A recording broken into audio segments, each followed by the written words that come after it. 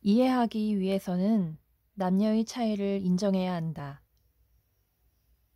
성격 유형의 차이뿐만 아니라 우리는 남녀의 차이도 생각해야 한다. 근본적으로 남자와 여자는 사람들이 생각하는 것보다 훨씬 더 다르다. 이들이 서로를 이해하는 것도 그렇게도 어렵고, 성장을 위해 서로가 절실히 필요한 이유도 바로 여기에 있다. 남자는 여자를 완전히 이해할 수 없으며 여자도 남자를 완전히 이해할 수 없다고 감히 말하고 싶다. 예를 들면 남자는 이론적으로 사고하는 데 비해 여자는 좀 더 인간 중심적으로 사고한다. 때로 내가 아내와 서로 다른 생각에 대해 토론하면서 일반적인 논리를 말할 때면 아내는 곧바로 이렇게 묻는다. 당신, 지금 누구 이야기하는 거예요? 나는 어느 누구에 대해서도 말하지 않았다. 나는 단지 하나의 생각을 전개하고 있었다. 그런데 아내는 그 생각을 어떤 구체적인 것, 어떤 사람과 동일시할 필요를 느꼈다. 여자는 사람을 생각하고 사람의 관점에서 생각한다. 남자들이 카드게임이나 커피 한 잔 하기 위해 모였다고 가정해보자. 그들은 세상이 어떻게 돌아가야 하는지, 세계 평화와 형제애를 어떻게 성취해야 할지를 놓고 이론을 펼치며 열심히 논쟁한다. 그들의 이론은 매우 추상적이고 동떨어져 있으며 눈앞의 현실과는 전혀 무관하다. 만일 그 자리에 그들 중 한 사람의 아내가 있었다면 그녀는 웃으면서 이렇게 말할 것이다. 여보, 접시 닦는 일이나 도와주든지 어려운 학교 공부를 하느라 쩔쩔매는 당신 아들에게 관심을 갖는 게 더 낫지 않겠어요? 아이 때문에 선생님이나 상담가를 찾아다니는 수고를 나에게만 떠맡기지 말고요. 이와 같이 남성은 여성으로부터 그리고 여성의 영향 아래서 사람에 대한 감각을 얻을 수 있다. 남자들의 손만으로 건설된 문명은 추상적이고 차디차며 기술적이고 비인간적일 것이다. 여성은 또한 세밀하고 구체적으로 생각한다. 일반적인 개념들보다는 세밀한 이야기가 그녀의 관심과 흥미를 끈다. 일단 남편과 마주하면 아내는 그날 일어난 일을 모조리 말해야 한다. 아내는 친구가 어떤 모자를 쓰고 있었는지, 또 다른 친구는 어떤 외투를 입고 있었는지, 수위나 가게 점원이 자기에게 어떤 말을 했고 자기는 어떻게 대답했는지를 말하지 않고는 못 베긴다. 남편은 대충 듣는 둥 마는 둥 아내의 말을 흘려듣는다. 아내는 세세한 것을 중요하게 여기도록 창조되었다는 것을 이해하지 못했기 때문이다. 그는 이 모든 것이 하찮고 따분하게 느껴진다. 그러나 남편이 더 이상 자신의 말에 귀를 기울이지 않고 중대한 세상사에만 신경을 쓰면서 신문만 보고 있다는 것을 알게 되면 아내는 심각한 고독을 느낀다. 외로운 아내는 여자들이 중요하게 여기는 가십거리, 이웃의 시샘, 여러 가게들의 물건값 비교 등 세세한 일에 더 깊이 빠져든다. 그런 여자는 말이 더 많아져 수다쟁이가 되겠지만 그런 말들은 단지 독백에 불과한 것이다.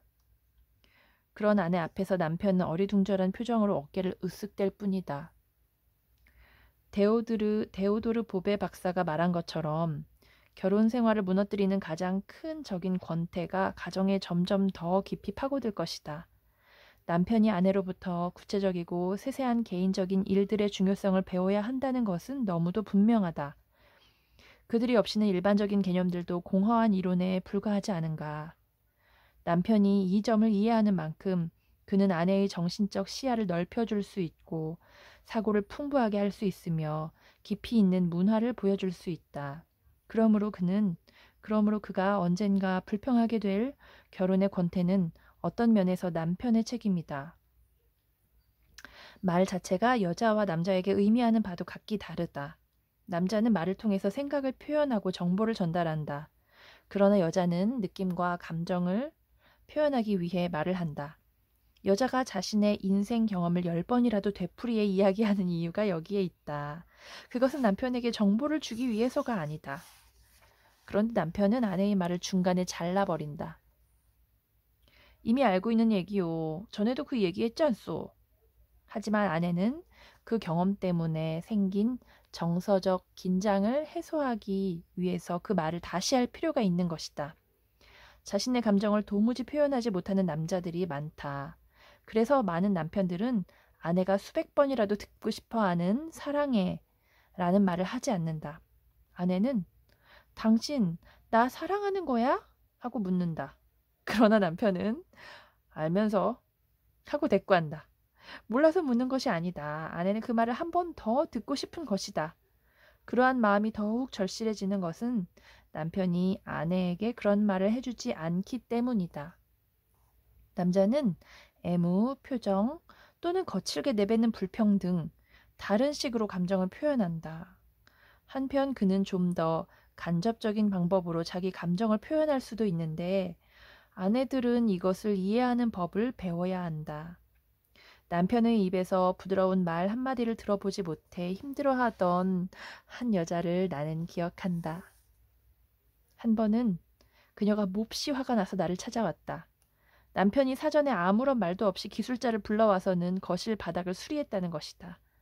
집안이 온통 뒤죽박죽되고 더러워졌다. 가구들은 모두 현관에 내놓아야 했다. 여자는 몹시 화가 났다. 나는 그녀에게 말해주었다. 사람마다 말하는 방식이 달라요. 이것은 당신의 남편이 당신에게 사랑한다고 말하는 방식입니다. 남편의 사랑의 언어를 이해한다면 그를 껴안아 주세요. 당신에게 더 아름다운 거실을 마련해 주려고 그렇게 큰 돈을 들이는 것을 보니 당신을 사랑하는 것이 틀림없다고 말해보세요. 많은 부부들이 일과 가정 사이에서 끊임없이 갈등하며 살아가고 있다. 남편의 일이 흥미도 있고 도전적일 때는 더욱 그렇다. 뉴욕의 그 외과 의사를 생각해보라. 나는 수많은 가정에서 그와 같은 상황을 보아왔다. 의사뿐만 아니라 목사, 교사, 사업가들의 가정도 마찬가지다. 아내는 남편의 직업이 그에게 얼마나 중요한지를 이해하지 못한다. 그녀는 한 남자와 결혼한 것이지 그의 직업과 결혼한 것이 아니다. 결혼 초부터 그들은 관심사의 충돌로 갈등을 겪는다. 남자는 일에 몰두한다. 그리고 아내가 불만스러워하는 것을 느끼기 때문에 아내에게는 일 얘기를 거의 하지 않는다. 남편은 일 때문에 아내와 멀어진다. 아내가 보는 남편의 일이란 남편을 피곤하게 하고 집에 돌아오면 풀이 죽어있게 만드는 걱정거리와 문제들 뿐이다. 그녀가 볼 수 있는 것은 자신은 초대받지 못한 회식 자리, 남편을 집에서 멀어지게 하는 출장, 사무실에서 보내야 하는 초과 근무 시간, 긴급히 걸려오는 전화벨 소리의 방해 같은 것뿐이다.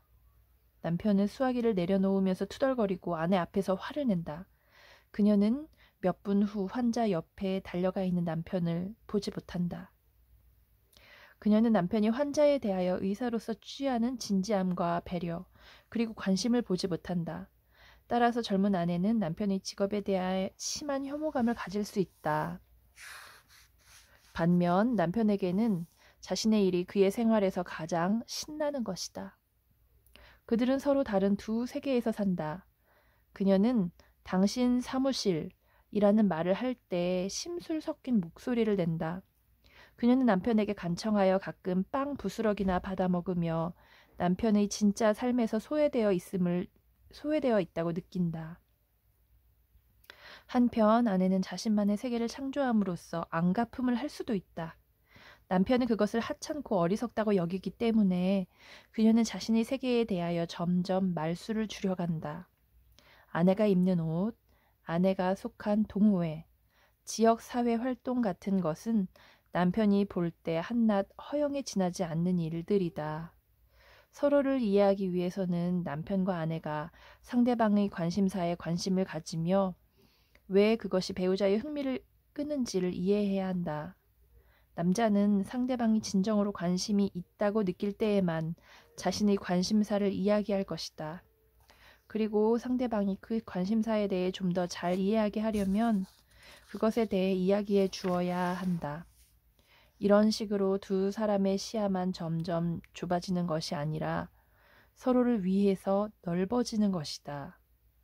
진정한 이해는 언제나 자아를 뛰어넘는 것이다.